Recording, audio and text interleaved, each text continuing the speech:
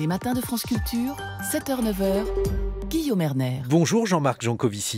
Bonjour. Vous êtes un spécialiste de l'énergie, président du think tank The Shift Project, professeur à Mines ParisTech, et je vous ai invité parce que l'énergie est dans l'actualité. Deux exemples. Donald Trump s'est félicité lundi de l'officialisation du retrait de son pays de l'accord de Paris et il en a profité pour vanter les mérites du magnifique charbon propre américain. Et une semaine plus tôt, la filière nucléaire française était pointée du doigt avec un rapport à charge sur les difficultés du chantier de l'EPR de Flamanville, alors qu'Emmanuel Macron a promis que la part du nucléaire serait ramenée à 50% de la production d'électricité à l'horizon 2035. Et je sais que vous n'avez pas très envie de parler du nucléaire. Vous avez dit que vous ne vouliez pas en parler plus de 20% du temps de l'émission. Expliquez-moi pourquoi. J'ai pas dit que j'avais pas envie de parler de nucléaire, j'ai dit que je n'avais pas envie de parler que de ça. Il y a une blague qu'on fait souvent dans les milieux qui s'occupent un peu d'énergie, qui est de dire le nucléaire c'est 5% de nos problèmes et c'est 95% du temps de débat. Voilà, donc on n'a pas que ça comme problème en ce qui concerne l'énergie. Alors d'abord, il faut rappeler une chose en ce qui concerne l'énergie, c'est que l'énergie c'est pas un secteur à part, c'est ce qui permet au monde moderne d'exister. S'il n'y a pas d'énergie, vous n'êtes pas présentateur de la matinale, vous ramassez des patates, ce qui est une vie un tout petit peu différente. Les gens qui nous écoutent n'ont pas de logement protégé du froid et du chaud, ils n'ont pas de voiture, ils n'ont pas de viande à tous les repas. Donc tout ce que nous avons aujourd'hui dans le monde moderne, notre pouvoir d'achat et les retraites, c'est l'énergie qui l'a permis. Donc discuter de l'énergie, en fait, c'est discuter de tout ce qui nous entoure aujourd'hui. L'essentiel de ce qui permet ça dans le monde, c'est pas du tout le nucléaire, c'est les combustibles fossiles, c'est-à-dire le pétrole, le charbon et le gaz. Il se trouve qu'en France, on va dire les 2/3 de nos émissions de CO2, c'est-à-dire ce qui provoque le changement climatique, ça vient du pétrole, 1/4 ça vient du gaz, et 5% ça vient du charbon, et 0% vient du nucléaire. Donc bien que le nucléaire ait des inconvénients, il en a, mais ne parler que du nucléaire est quelque chose qui finit par devenir un peu contre-productif. Par ailleurs, en ce qui concerne la décision d'Emmanuel Macron, personnellement, je ne la comprends toujours pas. C'est-à-dire, je ne comprenais pas la décision de Hollande. Je ne pense pas que baisser le nucléaire à 50% soit une bonne idée. Je pense que c'est dilapider des moyens dans un truc qui n'a aucun intérêt. Par contre... C'est peut-être de la politique ?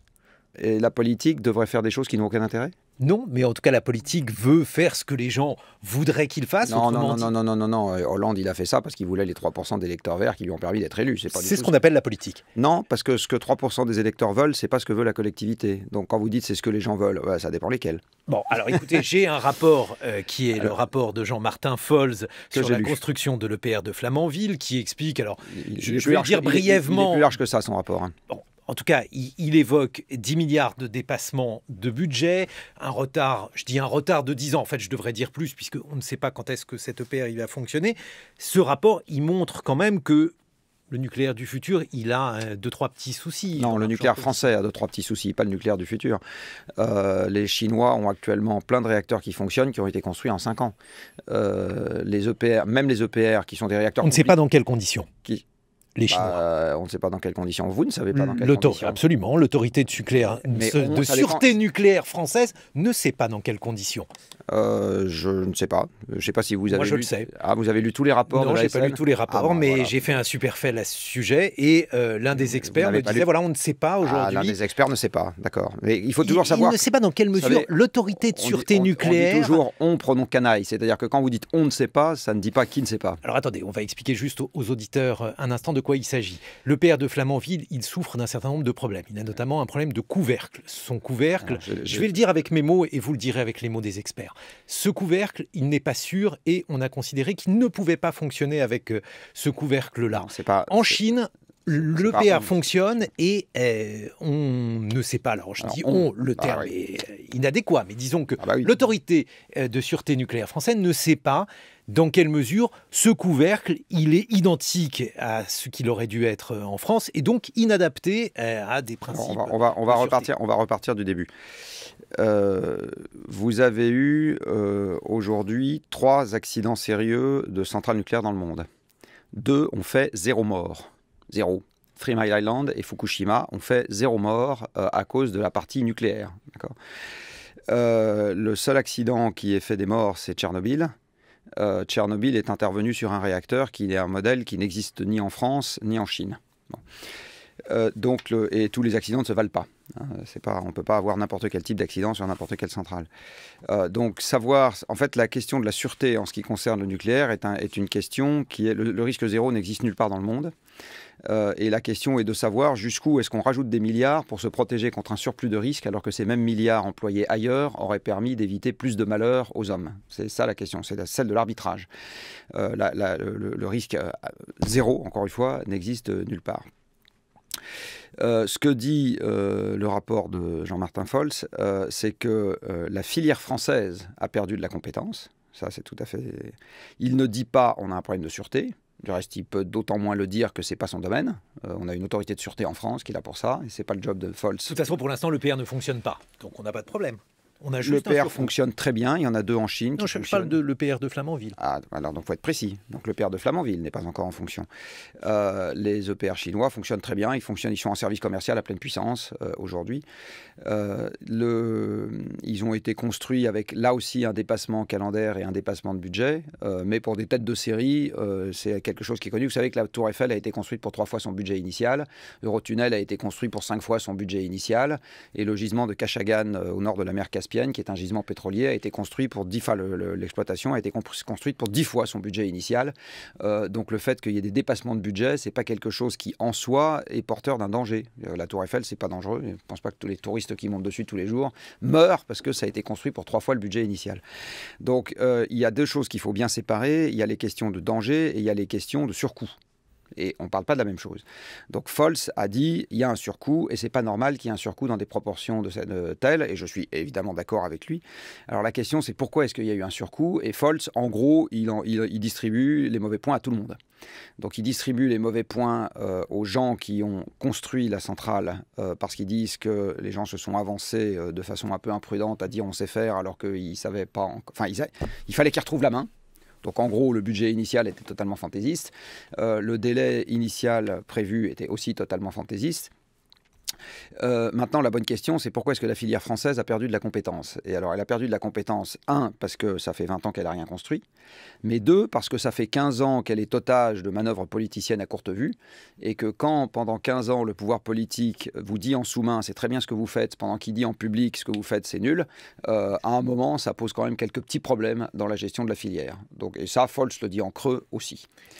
Il y a aujourd'hui, vis-à-vis du nucléaire, malgré tout des inquiétudes. Alors vous dites Fukushima n'a tué personne. Est-ce que sur le moyen terme, on peut en être aussi certain? Oui. Est-ce que les cancers sur le lieu, un des lieux qui aujourd'hui sont Est-ce que vous savez quel est le salarié le plus irradié de France? Non, je ne sais pas. Si vous le connaissez, vous connaissez très bien son nom, au salarié le plus irradié de France. Il s'appelle Thomas Pesquet. Ne faites pas cette tête, oui. Il s'appelle Thomas Pesquet. Vous faites confiance? Parce que quand vous allez dans l'espace, vous prenez du rayonnement cosmique. Qui est une forme de rayonnement ionisant. Vous prenez des particules qui sont projetées à grande vitesse. Thomas Pesquet prend, pendant les 6 mois que dure son séjour dans la Station spatiale internationale, à peu près 9 fois la dose maximale admissible pour un travailleur du nucléaire en France. 9 fois. Il est toujours vivant.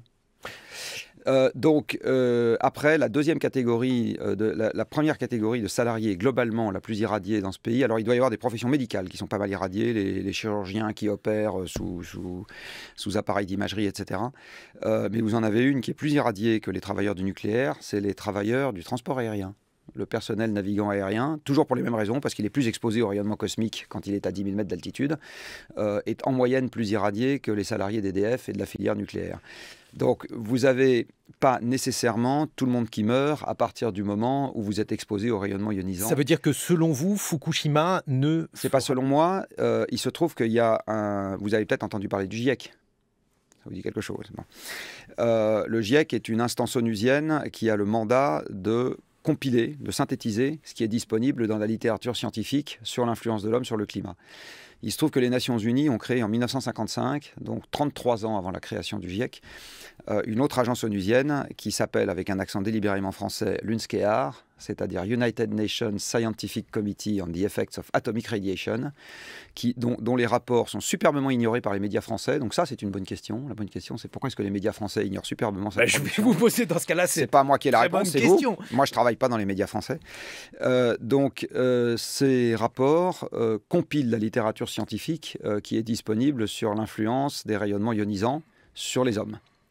Alors des rayonnements ionisants, vous en prenez à cause du rayonnement cosmique, vous en prenez à cause du rayonnement terrestre, tellurique, vous en prenez à cause des radios et de l'imagerie médicale. Et la question, c'est pas est-ce que vous allez mourir si vous en prenez, parce que ça, la réponse est non. La question, c'est jusqu'à quelle dose est-ce que vous pouvez aller avant que ça commence à devenir enquiquinant. Voilà. Ça fait très très longtemps qu'il y a des études sur la question. On sait très bien depuis longtemps que Marie Curie est morte à cause de ça. Et en 1928, il y a déjà une première commission de protection contre les rayonnements ionisants qui avait été mise en place. Donc il y a un siècle de littérature scientifique là-dessus. Et Lunskear a rendu des rapports de 400 pages en anglais que personne ne lit, à la fois sur Tchernobyl et Fukushima, et la conclusion du rapport sur Tchernobyl, Fukushima... on est quand même d'accord pour dire qu'il y a eu des morts, la maladie des rayons a fait des morts. Bien sûr, je peux vous dire ce qu'il y a dans les rapports en question, que vous pouvez aller vérifier. En ce qui concerne Fukushima, le rapport dit il n'y aura pas de mort à cause du surplus de rayonnement ionisant. Il n'y en aura pas. Voilà. Bon. C'est écrit noir sur blanc. Je vous crois. En revanche, c'est pas moi qu'il faut croire. Journaliste, c'est les gens qui. Oui. Mais vous savez, la difficulté des journalistes, c'est que nous, on interroge des experts. Vous êtes un expert, donc je vous fais confiance et vous êtes là pour développer votre pensée. En revanche, je me souviens, en tant que journaliste de la catastrophe de Fukushima, à l'époque, on nous avait dit en France, c'est pas possible. Alors, c'est pas possible parce qu'effectivement, le risque de tsunami. Je ne sais pas qui vous a dit ça. Le tsunami en France n'est pas possible, ça c'est sûr. Voilà. Bon. Ça, on est d'accord là-dessus. Une fonte du cœur en France, c'est possible. Et si ça devait arriver, ça fera probablement la même chose qu'à Fukushima, c'est-à-dire que le cœur fondu restera à l'intérieur de la centrale et il n'y aura pas de conséquences à l'extérieur, exactement comme ça s'est passé à 3 Mile Island. Mais pour 3 Mile Island, il s'en est fallu d'un cheveu pour que le cœur... Il s'en est fallu le cœur a fondu et est resté dedans. Voilà, il s'en est pas fallu d'un cheveu pour qu'il fonde, il a fondu. L'une des questions, par exemple, pour l'EPR, c'est que l'EPR qu'on développe nous a été vendu comme étant un système extrêmement sûr, avec un cœur... Sans même aller jusqu'à l'EPR, les réacteurs actuels sont prévus en France pour que si ça fond, ça reste dedans. Voilà.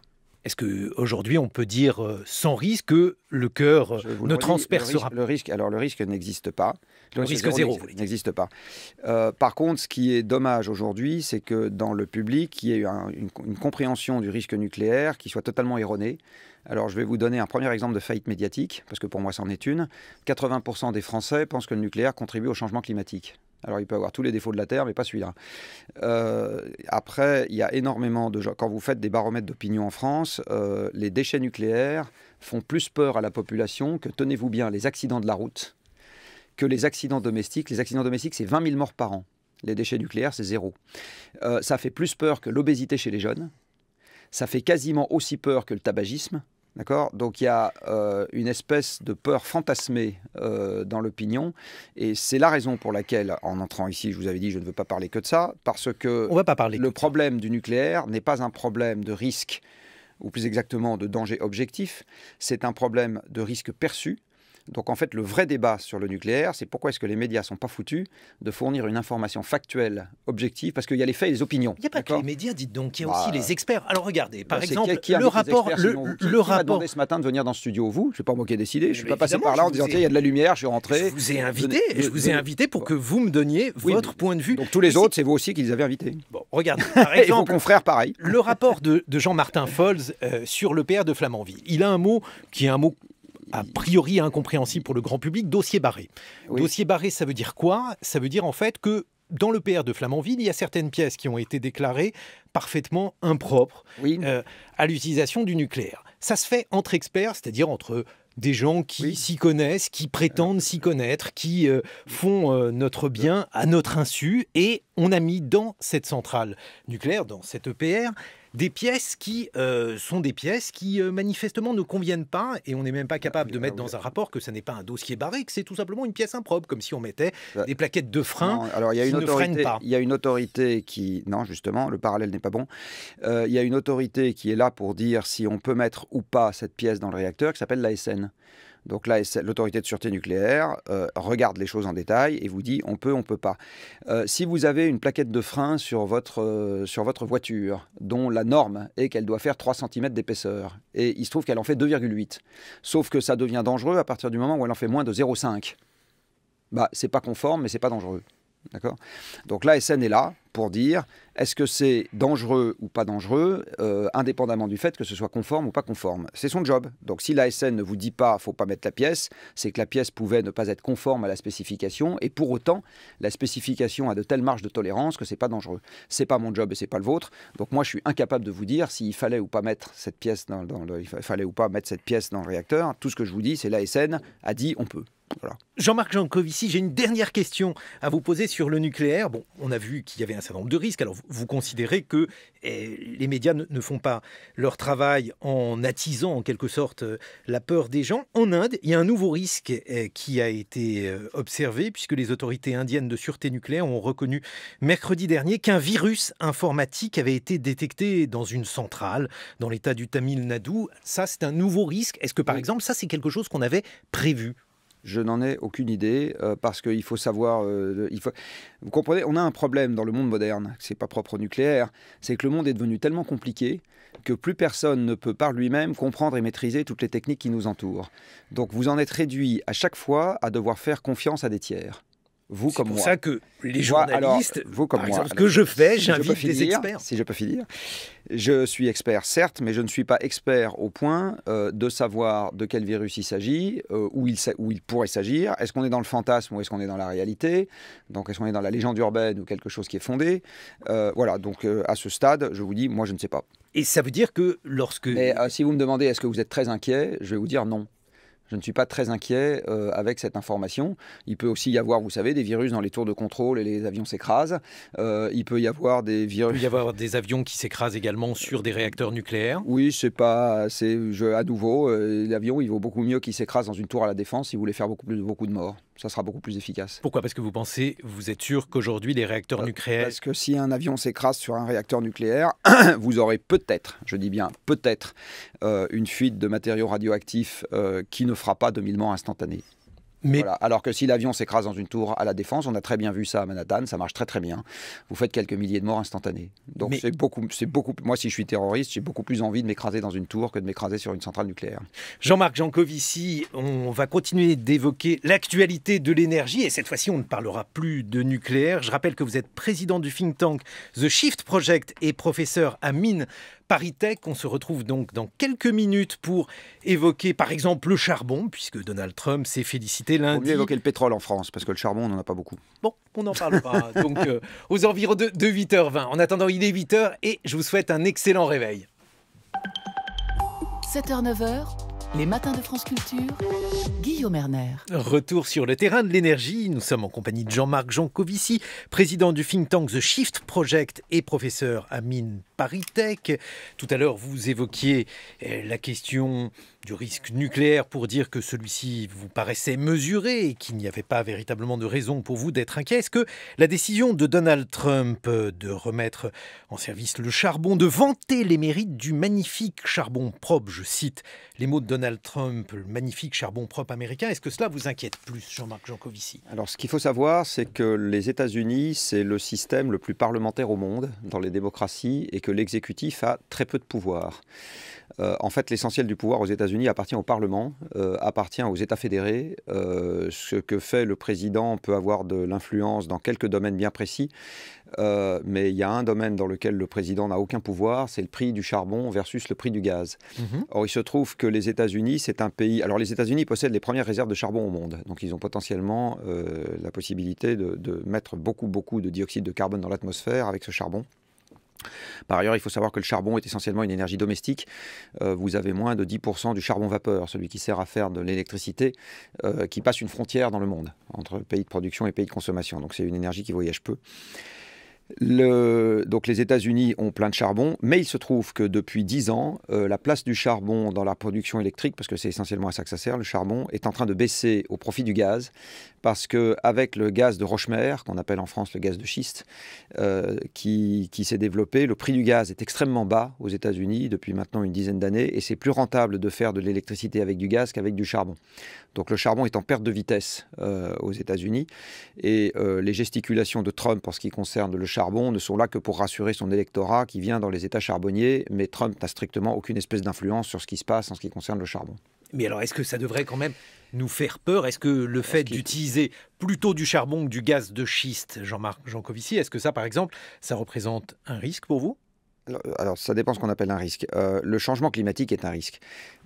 Pour donner un ordre de grandeur, il faut savoir que la différence de température moyenne qu'il y a entre la dernière ère glaciaire, où la France ressemblait au nord de la Sibérie actuelle, et le monde que nous avons trouvé en entrant, j'ai envie de dire, c'est-à-dire le monde pré-industriel d'il y a un siècle et demi, l'élévation de température moyenne sur Terre n'a été que de 5 degrés. Donc avec 5 degrés de hausse de température moyenne, vous transformez la France, qui ressemblait au nord de la Sibérie actuelle, en ce qu'elle est aujourd'hui. L'océan est monté de 120 mètres, avec 5 degrés de hausse. Donc ce qu'il faut comprendre, c'est que le changement climatique a le potentiel de tuer des milliards de gens, je dis bien des milliards de gens, et il a le potentiel de déclencher la guerre partout sur Terre. Le GIEC, dans un rapport qui a été rendu il n'y a pas très longtemps, qui sur le changement climatique et Terre, disait qu'à partir de 3 degrés de hausse de la température moyenne, il y aura de l'insécurité alimentaire généralisée sur Terre. Et l'insécurité alimentaire déclenche une insécurité politique partout, parce que vous connaissez le vieux dicton « ventre affamé n'a point d'oreille », et il y a 1000 exemples de ce que je viens de dire sur Terre. Donc le changement climatique a le potentiel de rendre la vie de vos enfants, je ne sais pas si vous en avez, particulièrement infernale.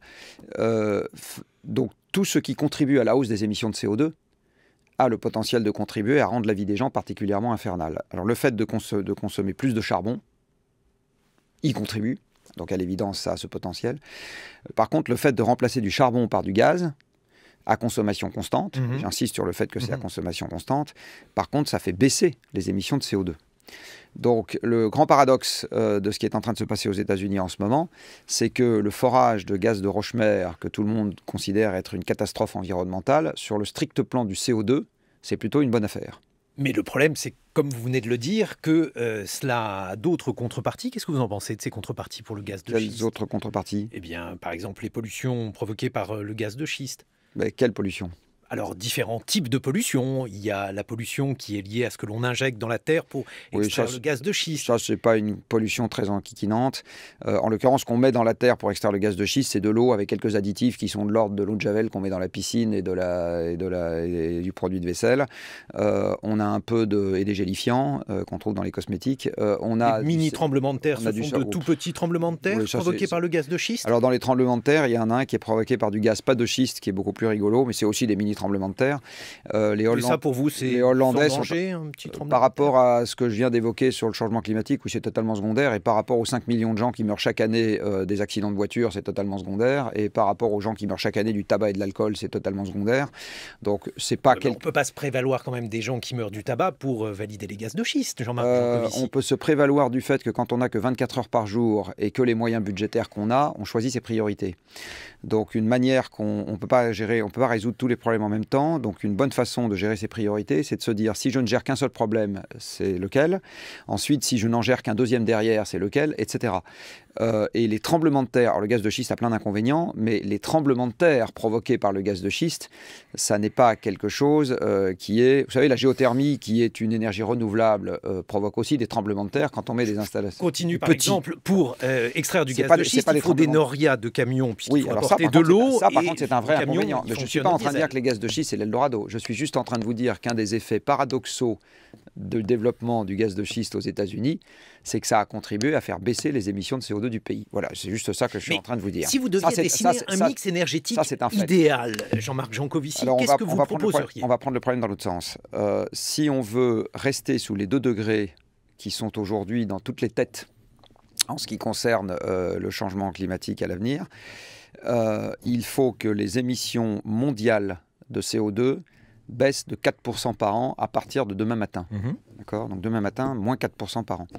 Ça veut dire que la quantité de pétrole, de gaz et de charbon qu'on utilise baisse en gros de 4% par an. Alors là-dedans, vous avez des arbitrages. Si vous remplacez du charbon par du gaz, ça vous permet de gagner un peu de temps sur le fait que vous conservez autant d'énergie, c'est-à-dire autant du monde moderne, tout en baissant les émissions de CO2. Mais globalement, il faut baisser ça de 4% par an. Alors là-dedans, ni les énergies renouvelables, ni le nucléaire ne permettront de compenser cette baisse pour conserver le confort moderne. Donc il faut bien comprendre que de lutter contre le changement climatique, c'est de se mettre au régime. Bon, ça c'est une première chose. Donc au Et c'est régime, une si je vous suis grosse- bien, de 4% Et c'est par une an. grosse mise au régime qui n'épargnera même pas les gens qu'on appelle modestes. D'accord ? C'est une grosse mise au régime. Donc le non-dit politique majeur aujourd'hui, parce que les économistes utilisent des modèles totalement farfelus pour dire que les deux sont compatibles, c'est que ça n'est pas compatible avec la croissance économique, c'est même pas compatible avec le maintien de la production économique actuelle. Mhm. D'accord ? Donc ça veut dire perte de pouvoir d'achat, pour être très clair. Pour tout le monde, pas juste pour les riches. Pourquoi une perte de pouvoir d'achat, une perte en tout cas, une diminution de Parce que se mettre au régime, c'est perdre de pouvoir d'achat. l'utilisation. Est-ce que ça ne peut pas passer par exemple par une meilleure isolation des maisons, par le fait Si, que... si, mais c'est aussi par moins d'espace habitable par personne, c'est aussi par moins de moyens mécanisés de se déplacer par personne, c'est aussi par moins de fringues et d'objets de toute nature achetés par personne, etc. C'est moins de tout ça. Bon, donc une fois qu'on a posé cela, Alors une fois qu'on a posé cela, on comprend que le nucléaire dont on a beaucoup parlé dans cette première partie est un parachute ventral, c'est-à-dire que si on n'en utilise pas, eh bien la décrue énergétique est encore plus rapide que si on en utilise, et à ce moment, l'effondrement social est encore plus rapide. Voilà, donc après, on choisit ton camp, camarade. si je vous dis par exemple que Et je pense que l'éolien... les risques portés par ce genre de truc sont très importants. Alors l'éolien et le solaire, l'éolien, vous savez, les moulins à vent, c'est connu depuis 2000 ans. Il se trouve que historiquement, on est passé des moulins à vent au combustible fossile. Donc si les moulins à vent étaient une énergie merveilleuse, sans inconvénients, pas chère, etc., pourquoi est-ce qu'on s'est enquiquiné à passer des moulins à vent au pétrole ? Peut-être parce qu'on connaît mieux le vent maintenant. Non, parce qu'on connaissait très bien le vent il y a 2000 ans, et parce que tout simplement, c'est pas vrai en fait que le vent est une énergie bien supérieure au pétrole. Tant qu'on n'a pas de problème avec la quantité de pétrole extractible, et tant qu'on n'a pas de problème avec le changement climatique, le pétrole c'est vachement mieux que le vent. Mais puisqu'on a un problème avec le pétrole, est-ce qu'on ne Alors, à peut ce pas... moment, oui, mais à ce moment, on va revenir en arrière, entre guillemets, parce que le vent, c'est une énergie diffuse. Qu'extraire de l'énergie du vent, ça demande des moyens qui sont beaucoup plus lourds que d'extraire de l'énergie d'un gisement de pétrole. Il faut par exemple 100 fois plus de métal pour avoir un système énergétique complet, c'est-à-dire là où le train de 8 heures part à 8 heures, et pas le train de 8 heures part quand il y a du vent. D'accord ? Pour avoir un système complet et pilotable, il faut 100 fois plus de métal pour avoir de l'éolien et du solaire que pour avoir un système qui est basé sur les centrales électriques classiques que nous avons aujourd'hui. On est bien d'accord que l'éolien a des problèmes de souplesse, qu'il a de surcroît. Non, il a des problèmes de consommation de matériaux. C'est-à-dire que comme l'énergie du vent est diffuse à la base, il faut des très gros dispositifs pour extraire des grandes quantités d'énergie.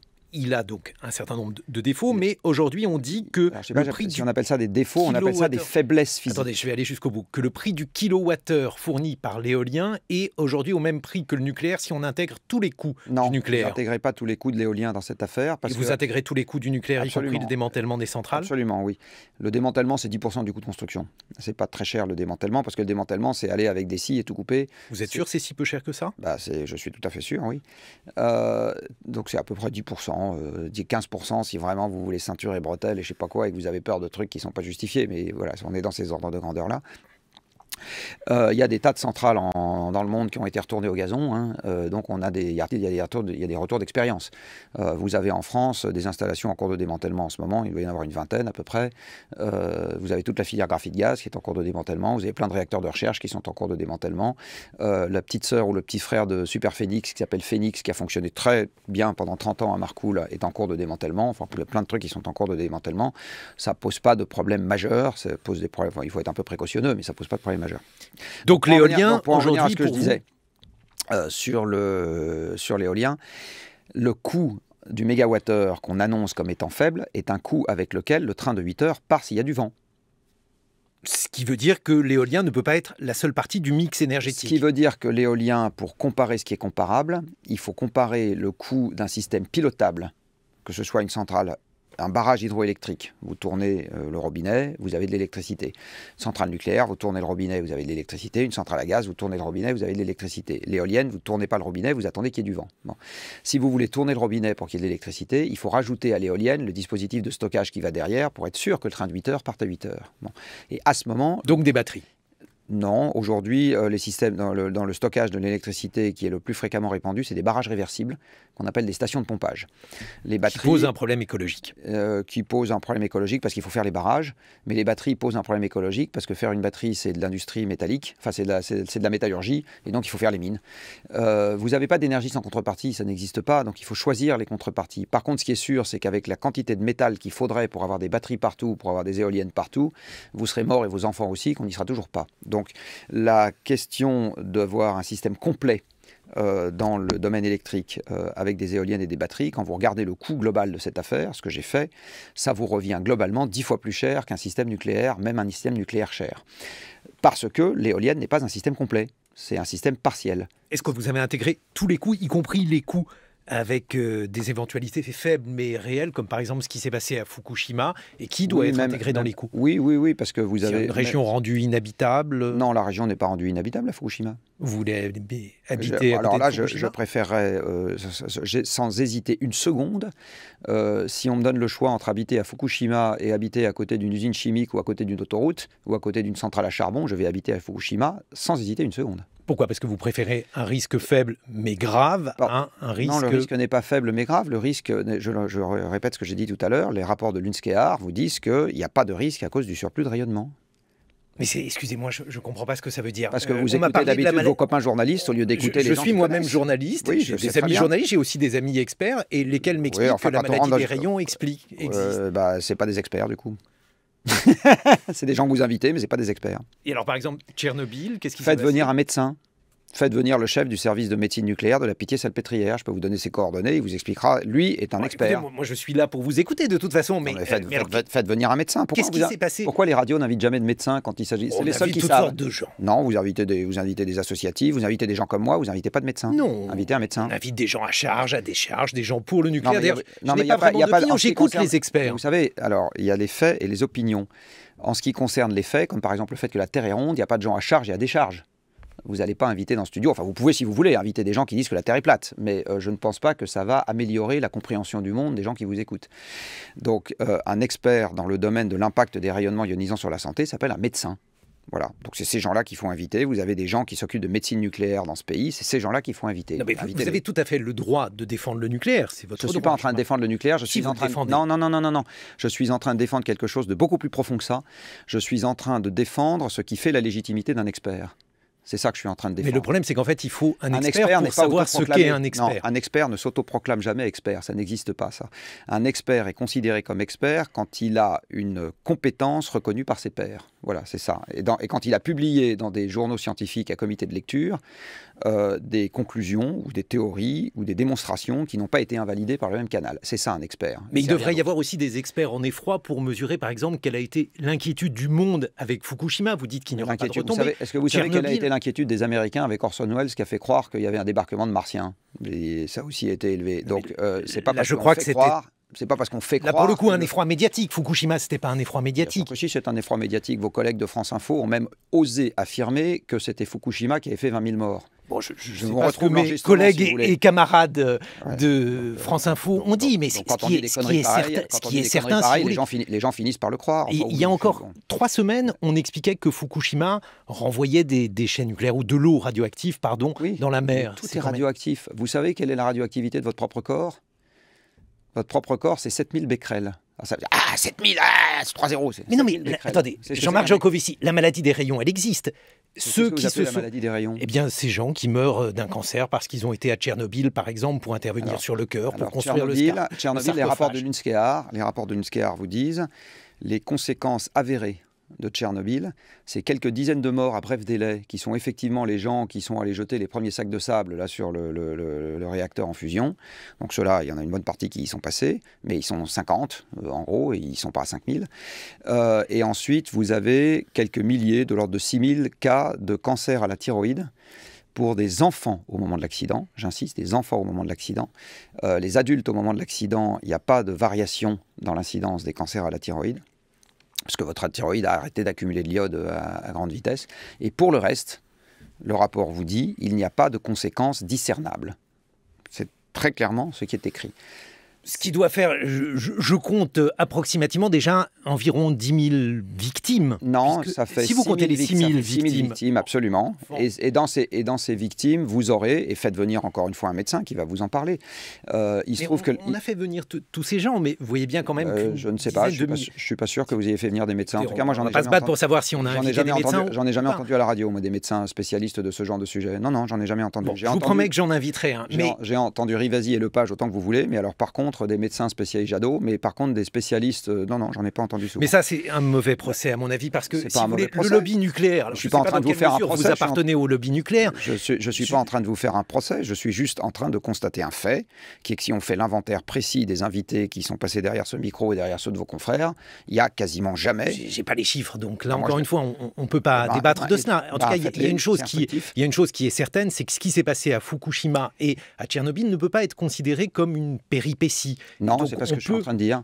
Vous savez quel est l'accident d'installation de production électrique qui a fait le plus de morts dans le monde ? Lorsque je vous pose une question, vous répondez par une autre question. C'est un procédé que je connais bien, mais ça veut dire que... Non, c'est pas, je suis pas en train de faire Rabbi Jacob. Je suis en train de vous poser une vraie question. C'est les barrages qui ont tué le plus de gens dans le monde, de très très loin. L'accident qu'il y a eu au barrage de Longarone, en Italie, dans les années 50, a fait 2500 morts. 2500 morts. En France, il y a un ouvrier qui se laisse tomber un marteau sur le pied dans une centrale nucléaire et ça fait les gros titres des journaux. Donc on est vraiment, je vous assure, en train de se focaliser sur ce sujet-là parce que c'est un sujet passionnel, sympathique pour faire du buzz, etc. Ça n'est pas éduquer correctement les gens. Non, parce que, alors si vous voulez, il y a Nassim Nicolas Taleb qui est un philosophe et essayiste que je connais, qui a évoqué la notion de cygne noir. Alors un cygne noir, c'est un oiseau, parce que bientôt... Mais attendez, là on a un cygne noir énorme qui s'appelle le changement climatique, on s'en occupe pas.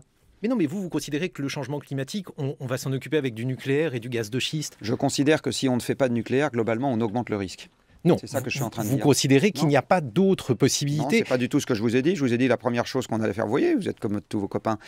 J'ai dit que la première chose qu'il fallait faire, c'était se mettre au régime. J'ai pas dit que la première chose qu'il fallait faire, c'était... Vous avez dit qu'il fallait se mettre au régime. Il y a une preuve et un enregistrement sonore. Absolument. Voilà, il y a exactement 5 minutes. Vous avez la mémoire courte. Non, j'ai pas la mémoire courte parce que je sais que vous avez expliqué là aussi que pour la gaz de schiste, alors je sais pas si vous avez le goût du paradoxe, mais moi, a priori, effectivement, j'ai entendu... J'ai pas le goût du paradoxe. Je vous ai dit que le gaz de schiste avait une caractéristique. J'ai dit bien une caractéristique. Je ne dis pas c'est merveilleux ou c'est une caractéristique, c'est qu'il a contribué à faire baisser les émissions de CO2 des États-Unis. C'est un fait, voilà, c'est tout.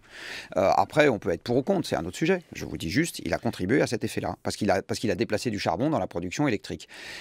Les Allemands, avec leurs éoliennes, ont gagné beaucoup moins de charbon dans la production électrique que les Américains avec leur gaz de schiste. Voilà, ça c'est un fait. Après, on peut débattre de comment est-ce qu'on interprète ce fait, quel enseignement on en tire, quel recul on prend sur cette situation, etc. On peut très bien discuter de ce genre de choses. Par contre, c'est un fait. Et le photovoltaïque, dont on a peu parlé? Vos enfants seront morts, que ça n'aura pas changé la situation de la planète. Bon, bah alors donc dans ce cas-là, ça veut dire que, effectivement, pour vous, le pilier de la transition... C'est les économies. Mais non, ça c'est 4% par an. Si je vous ai bien suivi. Les économies, le pilier de la transition, ça va être de se mettre au régime. Et de toute façon, cette mise au régime a déjà commencé en France, que ça vous plaise ou que ça vous plaise pas, parce que l'Europe, si on avait parlé de ça au lieu de parler du nucléaire pendant 40 minutes, contrairement à ce que j'avais envie de faire, l'Europe est déjà en décrue énergétique subie. Je vais finir ma phrase si vous me permettez. L'Europe est en décrue énergétique subie depuis 2007. Et c'est ça qui fait que les gouvernements, même de gauche et même généreux, ne feront pas revenir la croissance en Europe parce que c'est devenu physiquement impossible à cause de ça. Donc on va devoir transitionner en récession. Et ça veut dire quoi, décrue énergétique subie? Ça veut dire que même si on voulait consommer plus d'énergie, on ne pourrait pas. Et que maintenant, on en a de moins en moins. De moins en moins de renouvelables, non renouvelables? 75% de l'approvisionnement européen, c'est les fossiles. Donc c'est le pétrole dont on n'a pas parlé pendant cette émission, c'est le charbon dont on a très peu parlé pendant cette émission, et c'est le gaz dont on n'a quasiment pas parlé, sauf pour le gaz de schiste. Voilà, ça c'est 75% de l'approvisionnement européen. Et en France, si vous regardez l'énergie qui rentre dans une machine, d'accord, l'énergie qui en ce moment fait fonctionner les équipements de ce studio, votre frigo, les voitures des gens qui sont en train d'aller au travail, les avions qui volent, etc. 75% de cette énergie est issue des combustibles fossiles, en France. Bon, mais vous avouerez que ce n'était pas inutile de vous faire parler sur le nucléaire, puisque vos propos sont particulièrement, comment dirais-je, rares. Alors chacun jugera s'ils sont fondés, utiles, je ne sais pas. Mais en tout cas, moi cette énergie fossile est en décrue subie. Le gaz qui rentre en Europe aujourd'hui est en décrue subie depuis 2005, parce que la mer du Nord, qui fournit l'essentiel du gaz européen, a passé son pic de production en 2005. Le charbon est en décrue subie en Europe depuis les années 60, parce que ça fait 2 siècles qu'on tape dans les mines, et donc il y en avait de moins en moins, et que les Anglais ont fermé leurs mines, les Français ont fermé leurs mines, etc. Bon, donc il en reste encore beaucoup en Allemagne, mais depuis les années 60, donc rien à voir avec le climat. Et le pétrole est en décrue subie en Europe depuis 2006, parce que le pétrole conventionnel, c'est-à-dire tout ce qui n'est pas pétrole de schiste et sable bitumineux, a passé son pic de production dans le monde en 2008, sujet dont les médias ne parlent absolument jamais. Et donc, on ne pourra pas retrouver structurellement un approvisionnement pétrolier croissant pour les voitures et les chaudières européennes. Donc, on est déjà en décrue énergétique subie. Moins d'énergie, ça veut dire moins de machines. Moins de machines, ça veut dire moins de production. Moins de production, ça veut dire le PIB qui baisse. N'en déplaise ou n'en plaise à M. Macron et tous ses copains. Donc ça, c'est un sujet important. J'aurais préféré qu'on parle de ça, mais voilà. Jean-Marc Jancovici, je vous présente mes 3 camarades qui viennent prolonger cette émission. Aurélien Bélanger, Hervé Gardette et Mathilde Serrel. Bonjour à tous les 3. Bonjour. Hervé, de quoi allez-vous nous parler? Eh bien, je vais me demander s'il faut... Enfin, je vais vous demander aussi s'il faut confier l'Élysée à un ingénieur. Il faut restaurer le lien de confiance. Ah bah attendez, vous réagirez Ne peut-être après la grillez pas chronique. la chronique. C'est à une question, une réponse, non? Oui, oui. Ah non, Hervé, c'est la question de ma chronique. Vous donnez son point de vue et pardon. vous réagirez. Mathilde Serrel. Je vais vous parler du pass culture, autopsie d'une fausse bonne idée. Et enfin Aurélien Bélanger. Éric Zemmour, un folklore français.